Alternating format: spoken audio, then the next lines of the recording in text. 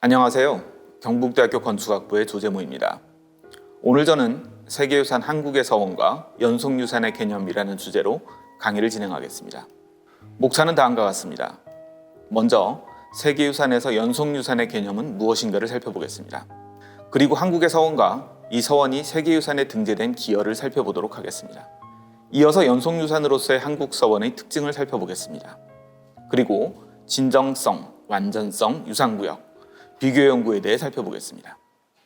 먼저 세계유산에서 연속유산의 개념에 대해 이야기해보죠. 아마도 연속유산이라고 하는 개념은 조금 낯선 개념일 수 있는데요. 우선 세계유산은 어떻게 등재되는지 말씀드리도록 하겠습니다. 세계유산에 등재되기 위해서는 OUV, 탁월한 보편적 가치라고 부르고 있는 속성을 가지고 있어야 합니다. 탁월한 보편적 가치는 Outstanding Universal Value라고 하는 영문의 번역이고요. 이것을 흔히 OUV라고 줄여서 부릅니다. 탁월한 보편적 가치란 국경을 초월할 만큼 독보적이며 현재와 미래 세대의 전 인류에게 공통적으로 중요한 문화 또는 자연적 중요성을 의미합니다. 문화와 자연적 중요성을 각각 언급한 것은 세계유산이 크게 문화유산과 자연유산으로 분류되어 구성되어 있기 때문입니다.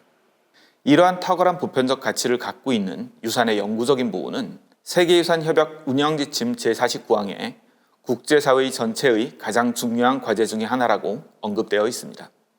그렇다면 이 탁월한 보편적 가치라고 하는 것은 어떻게 성립되는지 말씀드리겠습니다. 탁월한 보편적 가치를 성립하기 위해 가장 중요한 것은 등재 기준 중에 하나를 충족하여야 한다는 것입니다. 세계유산으로 등재되려면 하나 이상의 등재 기준을 충족하면 되는데요. 여기에 덧붙여서 완전성과 진정성, 그리고 보호관리에 대한 규약이 확보되어 있어야 합니다. 문화유산에 관계된 등재 기준은 총 6가지로 나열되어 있는데요. 첫 번째는 인간의 창의성으로 빚어진 걸작에 해당합니다. 예를 들어 우리나라의 석굴암, 그리고 2025년 제47차 세계유산위원회에서 가장 최근에 등재된 방구천의 암각화 등이 걸작이라는 평가를 받았습니다. 두 번째 기준은 오랜 세월에 걸쳐 세계의 일정한 문화권 내에서 건축이나 기술적인 예술작품, 도시계획이나 조경 디자인 분야의 발전에 중요한 인류 가치의 교환을 제시해야 한다는 것인데요. 여기서 가장 중요한 것은 인류 가치의 교환입니다. 우리나라의 세계유산을 예를 들어보면 백제 역사지구 같은 경우 대륙부 중국의 문화와 해양부 일본 사이에 존재하고 있으면서 문명의 전파자로서의 역할을 했다라고 하는 점에서 두 번째 기준을 인정받게 되었습니다. 세 번째 기준은 현존하거나 사라진 문화적 전통이나 문명의 독보적 또는 적어도 특출한 증거인 경우가 해당됩니다. 한국의 서원은 이 3번 기준에 의해서 등재되었습니다. 구체적인 내용은 뒤에 말씀드리도록 하겠습니다. 네 번째 기준은 인류 역사에 있어서 중요한 단계나 건물, 건축이나 기술의 집합군 혹은 경관 이용의 탁월한 사례에 해당하는 경우입니다. 이 등재 기준의 사례로 볼 수 있는 것은 유럽의 고딕 성당 같은 경우가 해당되고요. 한국의 서원의 경우 이 4번 기준을 바탕으로 신청서를 낸 적이 있지만 최종적으로 인정되지는 않았습니다. 다섯 번째 기준은 어떤 문화 혹은 환경과 인간의 상호작용을 대변하는 전통적인 주거지, 토지 이용, 바다 이용의 탁월한 사례로서 특히 번복할 수 없는 변화의 영향으로 취약해진 경우에 해당합니다. 예를 들어서 프랑스의 와이너리 경관이라든가 중국의 홍어 한이족 계단식 논 같은 것들은 자연환경을 인간과의 상호작용을 통해서 만들어내는 특징적인 경관으로 분류됩니다. 그리고 여섯 번째 기준은 단독으로 사용하는 것을 조금 피하는 경향이 있는 것입니다. 탁월한 보편적 중요성이 있는 사건이나 살아있는 전통, 사상이나 신앙, 예술 및 문학 작품과 직접 또는 실물로 연관될 것이라고 하는 기준을 가지고 있는데요. 눈치채셨겠지만 문화유산 혹은 자연유산으로 분류되는 세계유산은 모두 땅에 붙어있는 유산만을 대상으로 하고 있습니다. 그렇기 때문에 고려청자 같은 유산은 매우 중요한 유산임에도 불구하고 세계유산으로 분류되기 어렵습니다. 한마디로 6번 기준은 유형의 부동산 문화재만으로는 그 가치가 단독으로 설명되지 않는 경우에 해당하는데요. 예를 들면 한국의 해인사 장경판전 같은 경우엔 장경판전이라는 건물 자체가 등재되었지만 이 장경판전이 가치를 가지고 있는 것은 그 속에 보관되어 있는 팔만대장경 때문입니다. 바로 이런 경우에 6번 기준을 같이 적용해서 세계유산에 등재할 수 있는 것입니다. 뒤이어 7번부터 10번까지 4가지의 기준은 자연유산에 해당되는 것이라 여기서는 따로 설명드리지 않겠습니다. 다음으로 이 강의에서는 단일유산과 연속유산이라고 하는 개념을 주목하고 있는데요. 단일유산은 하나의 유산, 하나의 덩어리로 이루어진 구역으로 유산의 가치를 입증할 수 있는 경우에 해당합니다. 왼쪽 사진을 보시면 수원화성이라는 유산을 예를 들고 있는데요. 이 수원화성은 단일한 유산으로 등재되었습니다. 종묘 혹은 창덕궁 그리고 이번에 등재된 방구천의 안각화도 모두 단일 유산에 해당합니다. 반면 하나의 유산만으로는 그 가치를 잘 설명할 수 없는 경우가 존재하기도 하는데, 예를 들어서 사진에 보시는 가야고분군 같은 경우에 한 곳의 가야고분만 가지고 가야라고 하는 문명을 총체적으로 설명하기가 어려운 편입니다. 그래서 여러 곳의 가야고분군을 묶어서 하나의 유산으로 등재하게 되는데요. 이런 경우가 바로 연속유산에 해당합니다. 한국의 서원, 한국의 산사, 한국의 갯벌 이런 유산들은 모두 연속유산에 속합니다. 지금까지 단일유산과 연속유산이라고 하는 개념에 대해 설명드렸는데, 이 단일유산과 연속유산은 한 나라의 유산으로 등재할 것이냐, 아니면 여러 나라가 동시에 등재하는 초국경유산 혹은 월경유산으로 등재할 것이냐 하는 두 가지의 경우를 전부 포함하고 있습니다. 우리 한국의 서원은 월경유산으로 볼 수는 없지만 우리나라 내에서 존재하는 9곳의 서원을 모아서 등재하였기 때문에 연속유산에 해당한다고 볼 수 있습니다. 물론 연속유산 중에는 월경유산인 경우도 있고요. 단일유산으로서의 월경유산도 가능합니다. 월경유산이라고 하는 것은 국경을 넘어서 2개 이상의 나라가 동시에 하나의 유산을 등재하는 경우인데요. 특히 자연유산의 경우 국경부에 걸쳐 있는 경우가 많기 때문에 월경유산이면서 단일유산인 경우가 많습니다. 문화유산의 경우엔 한 나라에 있는 유산과 다른 나라에 있는 유산을 서로 묶어서 월경유산으로 등재하는 경우도 있는데, 이런 경우는 대체로 연속유산일 수밖에 없습니다. 오늘 강의의 두 번째 챕터는 한국의 서원 세계유산 등재 개요입니다. 지금 보시는 사진은 병산서원 앞에 서 있는 세계유산 표지석인데요. 이 표지석은 두 색깔의 돌로 구성되어 있습니다. 검은색의 돌에 병산서원이라는 유산의 이름이 적혀 있고, 그 아래에 소수서원, 남계서원, 옥산서원, 도산서원 등등 여러 서원의 이름을 함께 기록하고 있습니다. 이것은 병산서원이 단일한 유산으로서의 세계유산이 아니라 여러 서원이 연속유산으로서 함께 세계유산에 등재되어 있다는 사실을 표지석 디자인으로 드러낸 것입니다. 2019년 7월의 일이었습니다. 한국의 서원이 세계유산에 등재되었습니다. 아제르바이잔 바쿠에서 진행되었던 회의에서 우리 한국의 서원이 굉장히 뛰어난 평가를 받고 세계유산에 등재되었는데요. 여기에는 소수서원, 남계서원, 옥산, 도산, 피람, 도동, 병산, 무성, 도남서원 등 모두 9개의 구성 요소가 포함되어 있습니다. 각각의 서원은 개별적으로도 세계유산이라 부를 수 있지만 원칙적으로 이들이 모여 함께 한국의 서원이라는 하나의 유산을 구성하고 있는 것입니다. 한국의 서원은 조선 중기에 해당하는 16세기 중반에 태동하였습니다. 서원이라고 하는 기구는 원래 중국의 당나라 때 시작되었고 송나라 때 크게 발달하였습니다. 조선의 사림들은 이 중국의 서원을 수입하여 학교의 모델로 삼게 되었는데요. 우리의 관점에서 적극적인 선택으로 서원을 도입하여 발전시킨 독립적인 유산으로 이해받았습니다. 기술문에서는 서원이 성리학적 이상의 계승과 확산, 사림의 세력화를 도모하는 교육기관으로서 조선을 어느 나라와 시대에도 이루지 못한 강력한 성리학적 사회로 만들어가는 데 중심적인 역할을 하였다라고 적혀 있는데요. 한국의 서원은 이 기술문으로 3번 등재 기준을 인정받았습니다. 앞에서 말씀드렸듯 한국의 서원은 9개의 서원으로 구성되어 있는데요. 지리적인 분포를 보면 충남, 전북, 전남, 경남, 대구광역시에 각각 한 곳의 서원이 위치하고 있고 경북 지역에 4곳의 서원이 있습니다. 총 9개의 서원이 흔히 삼남 지역으로 일컬어지는 남부 지역에 분포하고 있고요. 이는 서원이 가지고 있는 사회적 성격을 드러낸 점이기도 합니다.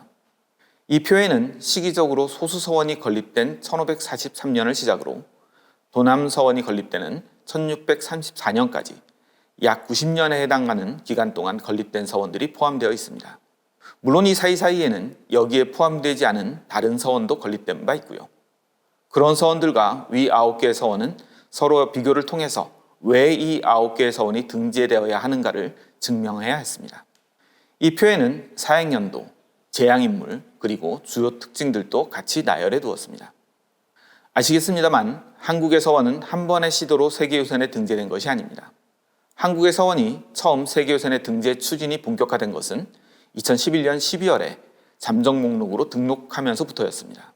물론 2009년부터 등재를 준비했었으니까 10년에 걸친 노력이었습니다. 2015년에 제출된 최초의 신청서는 이코모스라는 자문기구의 평가에 의해서 반려 공고를 받았습니다. 세계유산의 평가는 가장 좋은 평가를 받으면 I라고 표기하는 등재 경고를 받게 되고요. 그 다음 단계는 흔히 R이라고 하는 기호로 표기되는 보류입니다. 그리고 세 번째 단계가 반려에 해당되는 D입니다. 마지막으로 등재 불가라고 하는 평가를 받을 수도 있습니다. 서원은 최초로 등재 신청을 하였을 때 세 번째 단계인 반려를 공고받았는데요. 반려 권고를 받게 되면 새로 등재 신청서를 작성해야 하는 부담이 생깁니다. 그래서 우리는 그때까지 진행되었었던 등재 절차를 철회하였었습니다. 철회를 한 이유는 이전의 기록들을 다 삭제시킴으로써 완전히 새로운 평가를 받을 수 있다는 장점이 있었기 때문입니다. 2016년 4월 등재 신청을 철회한 이후 다시 7월에 등재를 재추진하기로 의결되었는데 다행히 문화재청, 지금의 국가유산청으로부터 등재 우선 추진 대상으로 선정되었어요. 그래서 새롭게 등재 신청서를 작성하였고요. 2019년에 아제르바이잔 바쿠에서 열린 제43차 세계유산위원회에서 최종적으로 등재되었습니다. 두 번째 등재 신청서는 자문기구로부터 매우 뛰어난 신청서라는 평가를 받으며 등재 권고되었습니다. 이것은 첫 번째 등재 신청 단계에서 신청 철회하게 되면서 나왔던 기사 중의 하나입니다. 이코모스는 평가를 통해 서원이 입지상 자연과의 조화가 매우 중요한 반면 서원의 주변 경관이 유산구역에 포함되어 있지 않다라는 점을 지적한 바 있었고요. 한국의 서원들이 가진 문화유산으로서의 독창성과 연계성, 대표성이 다른 나라의 유산들 혹은 국내의 또 다른 유산들과 비교했을 때 완벽하게 비교되지는 않았다고도 하였습니다. 유산의 가치가 없다라는 뜻이 아니라 충분히 비교되어 서술되지 않았다라는 점을 지적한 것입니다. 세 번째는 한국 내에 있는 400여 개의 서원 가운데 9개 서원을 선정한 이유와 이 서원들이 공통점에 대한 설명을 요구한다고 기사에 달려 있습니다. 바로 이 점이 등재 신청을 철회하게 된 가장 중요한 이유였습니다. 특히 왜 9개의 서원이어야 하는가, 왜 10개 혹은 8개가 아니라 이 9개의 서원이어야 하는가 라고 하는 점을 분명하게 설명해 달라는 요구를 받았던 것입니다. 이 부분은 1차와 2차 등재 신청서를 비교해서 살펴보시면 좀 더 명확하게 이해하실 수 있습니다. 1차 신청서는 앞서 설명드렸던 4가지의 등재 기준 중에서 2번, 3번, 4번, 6번 총 4개의 등재 기준을 서술하였습니다. 물론 우리의 서원은 이 4가지 혹은 그 이상의 기준에 해당될 수 있습니다. 하지만 문제는 이런 것들이 얼마나 뚜렷하게 한국의 서원이라고 하는 연속유산의 가치를 설명해내는가 였습니다. 이 설명들은 다 옳은 말입니다만 세계유산기구에서 평가할 땐 뚜렷하게 차별되지 않았다는 점이 지적되었습니다. 특히 이 내용을 살펴보게 되면 각각의 서원들이 어떻게 하나의 유산 가치를 입증하기 위해서 기여하고 있는가라고 하는 점이 조금은 불분명하게 기술되어 있다고 평가받았던 것입니다. 반면 두 번째 신청서에서는 2가지의 등재 기준만을 적용하였습니다. 3번 기준으로는 성리학적 사회를 만들어갔던 탁월한 증거라고 하는 점을 제시했고요.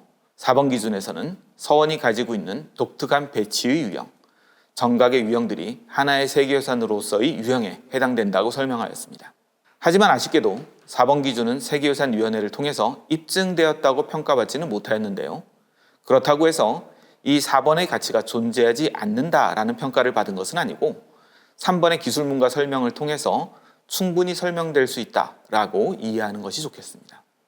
아무튼 이 2개의 기준을 통해서 9개의 서원이 어떻게 하나의 한국의 서원이라고 하는 등재유산으로서의 가치를 설명하는가에 우리 2차 신청서의 초점이 맞춰 있었습니다. 그러면 이어서 연속유산으로 한국의 서원이 어떻게 설명되었는가를 말씀드리도록 하겠습니다. 여기선 9개의 서원을 어떻게 연결할 것인가 라고 하는 점이 가장 중요한 과제였습니다. 9개의 대표적인 서원은 앞에서 등재 기준으로 설명된 논리를 증명할 수 있는 일련의 조합이어야 했습니다. 9개의 서원은 그 이후에 지어진 서원들과는 분명한 차별성을 가져야 했고 9개의 서원이 아니면 조합되지 않는 스토리를 가지고 있어야 했습니다. 애초에 이 9개는 우리나라 문화유산 관련 법제도 속에서 사적으로 지정되었던 9개의 서원이었습니다. 지금은 그 수가 좀 더 늘어났습니다만 맨 처음 추진 당시에 9개의 서원만이 사적으로 지정되어 있었기 때문에 충분한 가치를 국내적으로는 공식적으로 인정받고 있었던 상황이었습니다. 그래서 이 9개를 선정했습니다만 이 9개의 서원이 왜 다른 서원들과 좀 더 차별적인가 라는 점을 설명하기 위해서는 시기적인 분포를 살펴볼 필요가 있었습니다.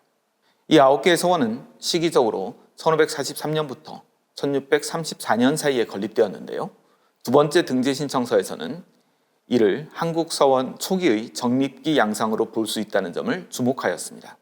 즉 9개의 서원은 서원의 역할과 형식이 정립되는 일련의 과정으로 설명되어야 했고 그 과정 속에서 9개의 서원은 그 각각의 단계를 구성하고 있다는 것입니다. 성리학적 도학계보의 측면에서는 성리학을 도입한 안향으로부터 시작하여 정여창, 이언적, 김굉필 선생 등 이른 시기의 성리학자들의 계보, 퇴계 이황에서 대성되는 도학계보의 중조, 그리고 최치현 등 한국인 지식인 계보의 확장이나 김인후, 김장생 등 기호지역, 즉 한반도 서부 지역으로의 지역적인 확장, 유성룡 선생의 축 개념으로서의 지식인 역할론 확대 등 각각의 의미를 부여할 수 있었으며 이를 하나의 역사로 이야기해야 할 필요가 있었습니다. 건축적인 측면에서는 서원의 형식이 없는 상태에서 처음 등장하게 된 소수서원, 배치법을 탐색하게 되는 남계서원, 누마루를 도입하게 된 옥산서원, 서원의 프로토타입의 정립과 서원 보급운동의 거점으로서의 도산서원, 평지서원 형식을 탐색해 나가는 피람서원, 핵심 구성요소로서의 압축과 경관적인 완성을 이루게 되는 도동서원과 병산서원, 주거지 환경 속으로 입지의 확대를 보여주는 무성서원, 건축적인 학술 실험이 돋보이는 도남서원 등 이들이 각각의 역할을 통해서 서원 건축의 형식을 정립하는 일련의 과정을 하나의 스토리로 엮을 수 있다고 보았습니다. 또한 보존관리 측면에서 국가문화재로 등재되어 관리되어 왔던 9개의 서원을 집합으로 묶을 수 있었는데요. 이 9개의 서원은 도학계보적으로나 건축적인 탐색 과정으로 보나 한국의 성리학 기반 사회의 발전 단계를 직접적으로 보여주는 필수 불가결한 조합으로 설명될 수 있었고 특히 보존관리 측면에서도 현재에도 당시의 가치를 분명하게 보여주는 차별적인 우수성을 가지고 있는 뛰어난 유산들이라고 설명하였습니다. 앞서 1차 신청서에 설명된 계경, 산경, 야경, 강경 등 이러한 분류들도 의미 있는 분류이기는 합니다만 경관의 유형으로 분류하는 것보다 이러한 경관적인 선택이 한국의 이상적인 지식인 형성에 어떻게 기여하는가 또는 어떻게 선택되는가를 먼저 종합적으로 기술할 필요가 있었는데요. 또한 이들이 현재의 관점에서 분류되는 유형이 아니라 선후하는 시기적 관계를 고려하여 서원의 입지를 어떻게 확대 해석해왔고 현실에 적용하고자 했는지 서원과 서원을 만들었던 지식인의 역할론에 대한 개념적 변동과 관련하여 스토리를 구성한 것이 효과적이었습니다. 경관 외에도 각 서원의 구성요소, 누각의 존재, 서원의 의례, 출판과 장서 등 각 세부 설명은 총론에 입각해 필요한 만큼 서술해야 했고 지나친 유형화는 지양할 필요가 있었습니다. 오히려 세분된 유형보다 종합적인 일련의 스토리로서 서원의 가치를 증명할 필요가 있었던 것입니다. 이러한 관점에서 한국의 서원은 이 9개의 서원이 하나의 이야기를 구성하도록 설명되었습니다. 각각에 대해서는 뒤에 더 살펴보도록 하겠습니다. 지금 보시는 표는 굉장히 복잡한 표입니다. 이 표는 1차 신청을 철회한 이후에 2차 신청을 준비하는 단계에서 작성했던 표입니다. 3번 기준과 4번 기준을 설명해내는 속성을 뽑아내고 이 속성을 설명해 나가기 위한 더 구체적인 항목들을 도출한 다음 소수서원부터 도남서원까지 시기적으로 나열된 서원들이 각각의 항목들에 어떠한 기여점들을 가지는지 충실하게 기록하였습니다. 또한 이 표에는 빈칸도 존재하는데요. 이는 모든 서원이 모든 항목에 대해서 균등하게 기여하고 있다고 보기는 어렵기 때문입니다. 다만 이 중에 하나의 서원을 뺀다면 이 전체적인 설명이 성립하지 않는다는 논리가 필요한 것이죠. 마찬가지로 이 조합에 더 이상의 서원을 더할 필요가 굳이 없다는 충분히 완성된 설명이라는 점을 말할 필요도 있었습니다. 그 덕분에 이러한 표를 통해서 9개의 서원이 각각 어떤 역할을 하는지를 분명하게 설명해 나갈 수 있었던 거죠. 지금부터는 연속유산을 구성하고 있는 9개의 서원 각각에 대해서 설명드리겠습니다. 첫 번째는 소수서원으로 가장 먼저 창건된 서원입니다. 이곳은 애초에 백운동 서원이라는 이름으로 성리학을 도입한 안향을 제항하기 위해 창건되었던 곳입니다. 이 서원을 창건한 인물은 주세붕이라는 관료였습니다. 소수서원은 서원제도의 근간을 마련하고 사당과 강당 등 필수적인 건축 구성 요소를 도입하였다는 점에서 의미를 갖습니다. 왼쪽 도면에 보시는 배치도가 조금 산만해 보이고 다른 서원들과 달리 이채로운 모습을 가지고 있는 것은 이 서원이 원래 사찰이었던 시설을 이용해서 서원을 구성하였기 때문입니다. 이는 애초에 처음 서원을 만들면서 서원의 건축은 어떠해야 하는가라는 점에선 뚜렷한 규범이 없던 상태였기 때문이었는데요. 다만 여기에 사당과 강당이라고 하는 두 개의 주요 시설을 도입함으로써 서원에는 어떤 시설들이 필요한가라는 점을 분명하게 제시하였다는 평가를 받습니다. 두 번째 만들어진 서원은 남계서원입니다. 경남 함양에 존재하고 있고요. 1552년에 건립된 이 서원은 스승을 제향 대상으로 삼아 사림 중심의 상향식 운영을 탐색하고 사당과 강당이 일렬로 배치되는 한국서원 배치법의 근간을 마련한 바 있습니다. 앞서 소수서원은 안향이라고 하는 한국의 성리학을 도입한 상징적인 인물을 제향하고 있는 데 비해 남계서원은 서원을 건립한 인물들의 스승인 정여창 선생을 직접적으로 모시고 있다는 점에서 큰 차별성을 가지게 됩니다. 즉 남계서원은 이후의 서원들이 어떤 인물을 제향할 것인가, 어떤 형식으로 배치되어야 하는가라는 점을 제시하고 있는 시원적인 성격을 가지고 있다는 것이죠. 세 번째로 건립된 옥산서원은 경주에 존재하고 있는 서원으로 1573년에 건립되었습니다. 회제 이언적 선생을 모시고 있습니다. 출판과 장서, 즉 책을 소장하고 있는 기능을 중심으로 서원의 학문적인 기능을 확대하고 누마루라고 하는 새로운 시설을 건축적인 요소로 도입하여 유식 공간의 가능성을 열었습니다. 이 서원의 전면에는 입구에 들어서면 무변루라고 하는 좌우로 매우 긴 7칸의 규모를 가지고 있는 누각이 하나 서 있습니다. 앞서 남계서원 내에도 누각이 존재하고 있긴 합니다만 지금 존재하고 있는 남계서원의 풍영루는 이보다 후대에 만들어진 누각입니다. 즉, 이 옥산서원이 서원에 누각을 도입한 최초의 사례라고 볼 수 있습니다. 학술적으로는 누각형의 명륜당을 가지고 있었던 초창기 향교로부터 영향을 받은 것으로 이해하고 있습니다. 아무튼 이 옥산서원에 이르러서 서원에 누각을 도입하는 것이 시작되었고 이후의 서원들은 서원에 누각을 만드는 것을 보편적인 규범으로 삼게 된 특징을 가지고 있습니다. 네 번째는 도산서원입니다. 안동에 있죠. 1574년에 건립되었습니다. 도산서원은 퇴계 선생께서 생전에 학생들을 가르치시던 도산서당, 농운정사, 영락제 등 이미 존재하고 있던 건물들의 뒤편에 연이어 서원이 건립되었기 때문에 누마루를 가지고 있지는 않습니다. 학파의 중심기구로서의 서원의 위상을 수립하였다는 측면이 돋보이고요. 서원운동의 중심지로서 성장하면서 건축적 전형을 모색하고 있습니다. 건축적으로는 제일 뒤편에 있는 사당이 강당의 바로 뒤에 존재하는 것이 아니라 축을 약간 달리하여 어긋난 축선을 구성하고 있다는 특징을 가지고 있습니다. 이는 앞뒤로 좁은 공간 속에서 강당이 사당의 전면을 가리지 않도록 하기 위한 배려였다고 생각됩니다. 다음으로는 피람서원입니다. 피람서원은 이제까지 앞서 보셨던 서원이 모두 영남 지역에 만들어졌던 것과 달리 호남 지역에 위치하고 있습니다. 전남 장성에 있고요. 1592년에 건립되었습니다. 하서 김인후 선생을 모시고 있고 서원의 경제적인 운영 방식을 정형화한 측면이 있습니다. 누마루, 강당, 사당을 평지에 배치하면서 새로운 고민을 전개했던 바 있죠. 도면을 보시면 사당이 가장 뒤쪽으로 놓여 있고요. 그 앞쪽에 두 개의 건물이 양쪽으로 벌려 있는데 여기가 동서제입니다. 동제와 서제가 흔히 강당의 앞쪽으로 놓인 것에 비해서 강당의 뒤쪽에 놓여 있는 것이 이 서원의 건축적인 특징입니다. 이는 평지서원에서 강당이 서원의 앞을 가리지 않도록 사당의 앞쪽을 크게 열어둔 건축적인 배려라고 생각됩니다. 호남 지역으로 서원의 운동이 확산되어 가는 것을 증명하기도 하죠. 다음 여섯 번째는 도동서원입니다. 도동서원은 대구광역시 달성군에 위치해 있고요. 1605년에 한원당 딩괭필 선생을 모시기 위해 건립되었습니다. 서원의 원규, 강규 등 서원의 학문적 운영 방식의 전형을 수립하였고 누마루, 강당, 사당을 급경사지에 배치하여 한국을 대표하는 경사지 서원으로서 그 경관을 예술적으로 완성했던 바 있습니다. 이 서원은 매우 특이하게도 북쪽으로 낙동강을 바라보는 북사면에 존재하고 있습니다. 오른쪽 아래 단면도를 보시면 가장 앞쪽에 있는 수월루라고 하는 누각과 중간에 있는 중정당이라는 강당, 그리고 가장 뒤쪽에 있는 사당이 서로 다른 레벨의, 서로 다른 높이의 땅에 놓여 있는 것을 확인할 수 있습니다.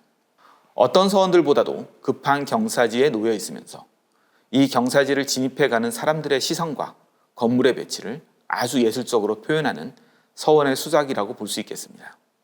다음으로는 병산서원입니다. 매우 인기가 많은 서원이죠. 경상북도 안동시에 존재하고 있고요.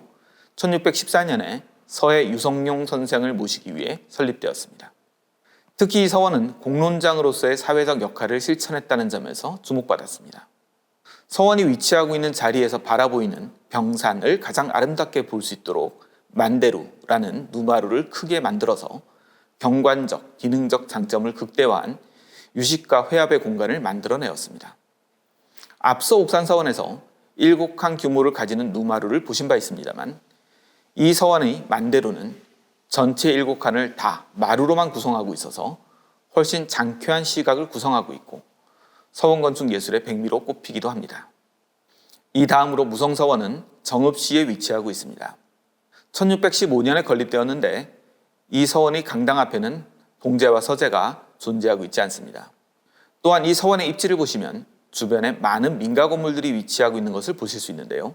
이는 이제까지의 서원들이 산수간에 좋은 경치의 위치를 잡았던 것과는 달리 마을 속에 위치함으로써 조금 더 일상적인 생활에 밀착해 있는 서원으로 건립되어가는 양상을 보여줍니다.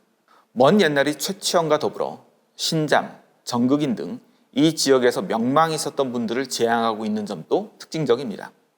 흔히 숙종대에 이르면 서원의 남설기라고 해서 굉장히 많은 서원이 지어지는 단계로 구분합니다. 지역서원, 문중서원의 단계에 해당하는데 이것을 서원의 2단계 역사로 분류하고 있는데요. 이렇게 1단계에서 2단계로 넘어가기 전에 과도기적인 양상을 보여주는 것이 바로 무성서원이라고 할 수 있겠습니다. 마지막은 도남서원입니다. 사계 김장생 선생을 모시고 있습니다. 9개의 서원 중에 가장 늦은 시기인 1634년에 논산에 건립되었습니다. 원래는 이 위치에 건립된 것이 아니었는데요. 1880년에 수해로 인해서 한번 이건했었는데 다행히 그 상세한 이건의 기록을 통해서 증명됨으로써 이 서원도 진정성을 가지고 있는 서원으로 평가받은 바 있습니다. 특히 이 왼쪽 앞에 응도당이라고 하는 대규모의 건물이 있는데요. 이 건물은 실천적 성리학 이론의 예학을 완성한 기념비적 건물로 평가받습니다. 행례, 즉 예를 행하는 실천의 공간적 배경이 되는 강당의 건축 제도를 완성하였고 고대의 정치미론을 한국적으로 재해석해서 완성한 아주 탁월한 사례로 평가받습니다. 특히 도남선 응도당은 이 그림과 건물을 비교해 보시면 그 특징을 잘 보실 수가 있는데요. 왼쪽에 있는 그림은 남송대 성리학자인 주자가 쓴 전옥하옥설의 글을 해석해서 그림을 그려낸 것입니다. 하옥전도라는 이름이 붙어 있는데 이 그림이 오른쪽에 보시는 도남선 응도당의 모델이라고 볼 수 있습니다. 마치 응도당을 지은 다음에 그린 것처럼 보일 정도로 굉장히 유사한 형태를 가지고 있습니다. 보시면 맞배 지붕을 크게 올렸고요. 양쪽으로 눈썹 지붕이라고 부르는 아주 작고 좁은 지붕을 붙여놓은 모습입니다. 이것은 정침이라고 하는 고대의 행례 공간을 서원에 도입하여 학술적으로 재현해낸 탁월한 사례로 이해할 수 있습니다. 정침에 대해서는 문헌 연구를 통해 그 예학적, 건축적 의미가 연구되면서 하나의 중요한 이론을 형성하여 왔습니다. 이상에서 살펴본 9개의 서원을 묶어서 살펴보겠습니다. 건축적인 면모를 살펴보면 첫 번째 소수서원에서는 강당과 사당이라고 하는 기능을 도입하게 되고 이를 남계서원에서 축선의 나열하는 배치법을 완성하게 됩니다. 아마도 이것이 서원 건축의 1단계라고 볼 수 있을 것입니다. 두 번째 단계에서는 누마루가 옥산서원에서 도입되었죠. 그리고 급경사지와 평지의 배치법을 완성해내게 되는 도동서원과 피람서원, 사당의 위치를 조금 동쪽으로 옮겨서 강당과의 관계를 재설정한 도산서원을 예로 볼 수 있겠습니다. 이런 여러 실험을 통해서 서원의 배치법은 거의 완성되었다고 볼 수 있고요. 병산서원, 무성서원, 도남서원은 누마루를 극대화한다거나 혹은 배치를 축약해 나가면서 입지를 변동시킨다거나 응도당에서 예약 공간을 실험하는 등등 새로운 도전을 이루어가면서 완성된 서원 건축의 전형을 각각의 방면에서 더욱 정밀하게 발전시켰다고 할 수 있겠습니다. 새로운 도전을 이루어가면서 완성된 서원 건축의 전형을 각각의 방면에서 더욱 정밀하게 발전시켰다고 할 수 있겠습니다. 그리고 이렇게 완성된 서원의 전형은 이후의 서원들에 거의 그대로 반복적으로 등장하게 되죠. 즉 이 9개의 서원의 단계에서는 서원의 건축이 여러 실험을 거쳐가는 과정이었다고 본다면 이렇게 실험을 거쳐서 완성된 서원의 전형이라고 하는 것은 이후에 심지어 지금 건립되는 서원에까지도 영향을 미치고 있는 뚜렷한 전형으로 완성되었다라고 생각하시면 될 것 같습니다. 다음으로 서원을 구성하는 각각의 주요 정각의 건축명을 살펴보겠습니다. 첫 번째는 사당입니다. 9개 서원은 모두 정면에서 보았을 때 3칸 규모의 형식으로 구성되었습니다. 즉 사당은 일찍이 소수서원으로부터 그 전형이 정립되었다라고 볼 수 있습니다. 물론 그들 사이에는 약간의 차이는 있습니다. 예를 들어 앞쪽의 퇴칸을 개방적인 형태로 구성하는 경우가 있습니다. 소수서원, 도남서원, 도산서원, 남계서원, 피람서원 같은 경우가 해당하고요. 옥산서원이나 도동, 병산, 무성서원 같은 경우에는 앞쪽 칸을 분리하지 않고 아예 모두 다 실내 공간으로 만드는 차이점들을 가지고 있습니다. 다만 이 3칸의 사당에 선현을 모시고 있다는 점에서는 동일한 유형으로 볼 수 있는데요. 반면에 향교 같은 경우는 5칸짜리 사당도 존재하고 있고 3칸짜리도 존재하고 있어서 약간의 차이를 보이고 있습니다. 특히 한국 서원의 가장 중요한 특징 중에 하나는 사당에 공자를 모시고 있지 않다는 점임을 잘 알고 계실 것입니다. 강당은 조금 더 많은 변화를 이루었습니다. 서원의 강당은 처음 만들어진 소수서원에서는 3칸의 마루칸과 1칸의 방으로 이루어지는 비대칭의 평면을 가지고 있었습니다. 그러다가 남계서원에서 양쪽의 온돌방을 가지고 있는 대칭적인 평면을 완성하였습니다. 다만 이 서원은 가운데 있는 마루를 2칸으로만 구성해서 행내를 하는 데는 부족함이 없으나 짝수칸이라 한가운데에 기둥이 있어서 현판을 건물 가운데에 걸 수 없는 등 건축적 상식과는 조금 차이를 가지고 있었습니다. 옥산서원 이후의 서원들은 5칸의 강당 평면을 가지게 되었고요.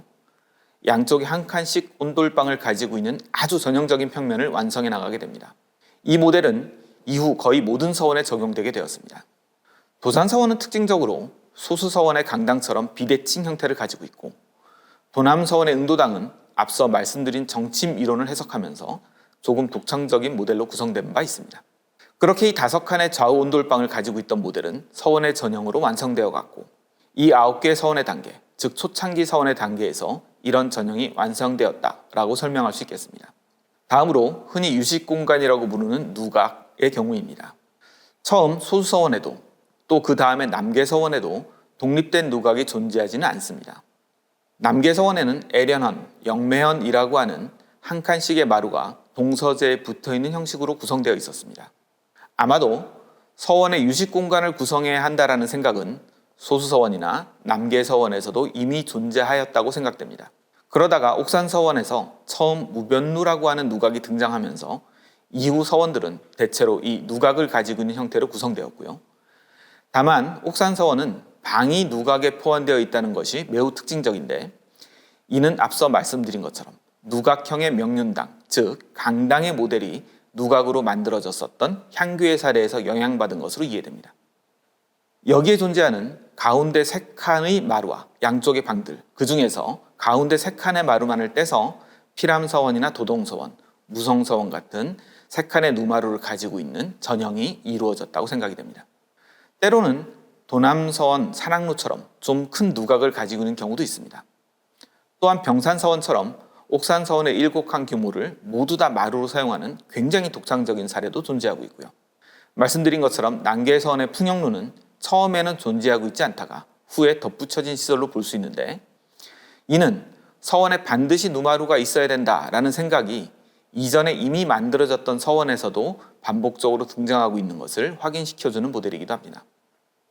이처럼 한국의 서원을 구성하는 9서원의 시대는 이후의 서원 건립에서 원칙적인 모델로 받아들일 수 있는 건축적인 전형으로 완성되었고 사회적인 역할과 운영 방식 등에서도 완전한 체계를 구성해내었다고 하겠습니다. 이것이 연속유산으로서 한국의 서원이 갖는 가치입니다. 이 다음으로 우리가 세계유산 등재에 관해 또 이해해야 할 진정성과 완전성, 유산구역에 관한 것입니다. 비교 연구를 통해서 이런 것들을 입증해 나갈 필요도 있습니다. 완전성은 연속유산을 구성하는 것과 관계됩니다. 완전성을 충족하려면 탁월한 보편적 가치를 표현하는 데 필요한 모든 요소가 포함되어 있는지가 중요하죠. 한편 완전성은 유산구역과 완충구역을 어떻게 설정할 것인가와도 관계가 있습니다. 또한 보호관리를 어떻게 해나갈 것인가와도 관계되고요. 한국의 서원은 이런 완전성을 충분히 가지고 있다고 평가받았습니다. 진정성이라고 하는 것도 유산의 등재에 굉장히 중요한 측면입니다. 진정성은 애초에 이 유산의 가치가 성립된 시기의 모습들을 지금 또 입증할 수 있는가라는 것입니다. 즉 한국의 서원은 16세기 중반부터 17세기 중반 사이에 건립된 1년에 9개의 서원으로 구성이 되어 있는데 이 당시의 모습을 지금도 그대로 잘 가지고 있는가? 수리를 하면서 지나치게 현대적인 방법으로 수리하지는 않았는가? 주변의 경관이 지나치게 변하지는 않았는가? 또 서원이 가지고 있는 기능들이 왜곡되지는 않았는가? 이런 점들을 우리 한국의 서원이 충분히 잘 계승하고 있는가를 입증하도록 하고 있습니다. 한국의 서원은 진정성 또한 충분하다라는 평가를 받았습니다. 지금 보시는 페이지는 우리가 한국의 서원을 등재했던 그 당시의 신청서에서 완전성과 진정성에 대해서 기술한 내용입니다.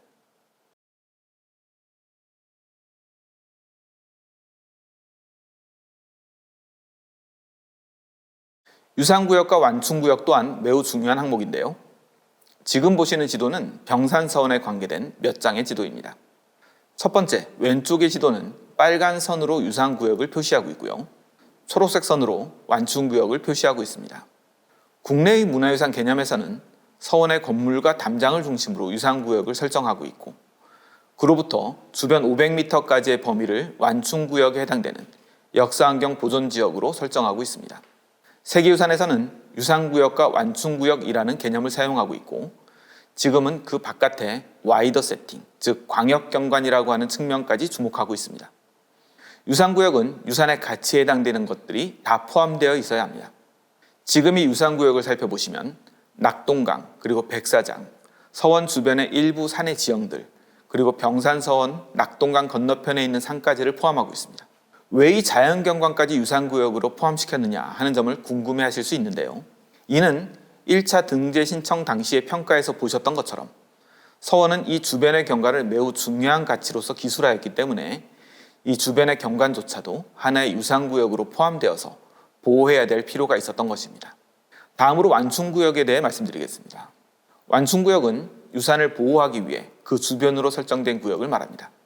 두 번째 지도는 이런 유산구역과 완충구역이 국내법상 충분히 보호받고 있는 구역인가를 표시하고 있는데요. 빨간 선으로 구성된 유산구역이 국내법상 역사환경 보존지역, 즉 문화유산 주변을 관리하기 위한 지역 속에 포함되어 있는 것을 확인하실 수 있습니다. 세 번째 지도는 이 땅들이 누구에게 소유되어 있는가, 즉 유산과 직접적으로 관계가 없는 개인에게 사적으로 소유되어 있어서 개발 행위가 일어날 수 있는 우려는 없는가라고 하는 점을 확인하기 위한 것입니다. 병산서원의 경우에 국유지와 공유지로만 구성이 되어 있고요. 이 공유지들은 서원의 문중이나 관련된 유림들이 소유하고 있기 때문에 난개발이 일어날 가능성이 없고 하천법이나 산림법에 의해서 보호받고 있다는 점을 입증할 수 있었습니다. 그로부터 주변 500m까지의 범위를 완충구역에 해당하는 역사문화환경 보존지역으로 설정하고 있습니다. 빨간 선으로 구성된 유산구역이 국내법상 역사문화환경 보존지역, 즉 문화유산 주변을 관리하기 위한 지역 속에 포함되어 있는 것을 확인하실 수 있습니다. 다음으로 중요한 항목은 비교 연구입니다. 이 비교 연구라고 하는 것은 유산의 가치를 입증하기 위해서 가장 중요한 과정입니다. 혹은 등재되어 있지 않더라도 중요하게 비교되어야 하는 유산들과 서로 비교하여 뚜렷한 차별성이 있는지를 확인하는 것입니다. 지금 보시는 표는 이미 등재되어 있는 유학과 관계되는 세계유산들입니다. 한국에서는 종묘, 창덕궁, 조선왕릉이 해당이 되고요. 한국의 역사마을 하회와 양동에도 일부 서원이 포함되어 있습니다. 북한의 개성의 역사기념물과 유적 또한 해당됩니다. 그리고 중국에 있는 꽤 많은 유적들과 일본과 베트남에도 유학의 시설에 해당되는 유산들이 존재하고 있습니다. 이런 시설들과 비교해서 한국의 서원이 어떤 가치를 탁월하게 보편적으로 가지고 있는지 입증해야 할 필요가 있죠. 국내 다른 서원들과의 비교에서는 특히 진정성을 여전히 가지고 있는가, 유산 가치가 손상되지는 않았는가, 혹은 우리가 구성하고 있는 서원의 일련의 스토리에 반드시 필요한 요소인가 하는 것들을 비교했었습니다. 건축적으로는 중국 서원이나 일본의 번교 등 유사한 시설들과는 달리 한국의 서원이 아주 일관된 배치의 유형을 가지고 있다는 점을 특히 강조했던 바 있습니다. 이 밖에 우리가 세계유산과 관계되어 이해해야 할 만한 여러 가지 사실들이 있습니다. 모든 것을 설명드리기는 매우 어려운 일이고요. 대신 여러분들이 참고하실 수 있을 만한 여러 소스들과 자료들을 소개해드리겠습니다. 세계유산센터 홈페이지에 들어가시면 관계되는 자료들을 다채롭게 찾아보실 수가 있고요. 특히 이 중에서도 서원처럼 유산을 등재하기 위해서 우리가 무엇을 준비해야 하는가에 대한 안내서나 어떻게 문화유산이나 자연유산을 관리해야 할 것인가 라고 하는 자료들은 여러분들이 앞으로 서원과 같은 세계유산을 이해하는 데 매우 중요한 자료들입니다. 관심 있으시다면 찾아보시기 바랍니다. 지금 보시는 세 권의 자료는 서원과 관계되어서 꼭 여러분들이 기억할 만한 것들입니다. 첫 번째는 서원이 등재되었던 제43차 세계유산위원회의 기록물로서 국가유산청 홈페이지에서 제공하고 있습니다. 두 번째는 세계유산과 관련하여 반드시 알아야 할 운영지침입니다. 역시 국가유산청에서 번역본을 제공하고 있습니다. 세 번째는 앞서도 등장했었는데 세계유산 등재 신청 안내서라는 것이 번역되어서 역시 국가유산청이 제공하고 있습니다. 이 세 가지 자료는 여러분들이 꼭 살펴보셨으면 좋겠고요. 또한 매년 진행되고 있는 세계유산위원회의 여러 의제들을 여러분들이 관심 가지고 살펴보실 필요가 있겠습니다. 지금 보시는 책들은 한국의 서원에 직접적으로 관계된 자료들입니다. 한국의 서원 등재신청서, 한국의 서원 등재기념백서 같은 것들은 세계유산 한국의 서원 통합관리센터에 문의하시면 확인하실 수 있을 것이니 참고하시기 바랍니다. 그럼 강의를 위해서 참고한 자료들을 나열해드리면서 이상으로 강의를 마치겠습니다. 감사합니다.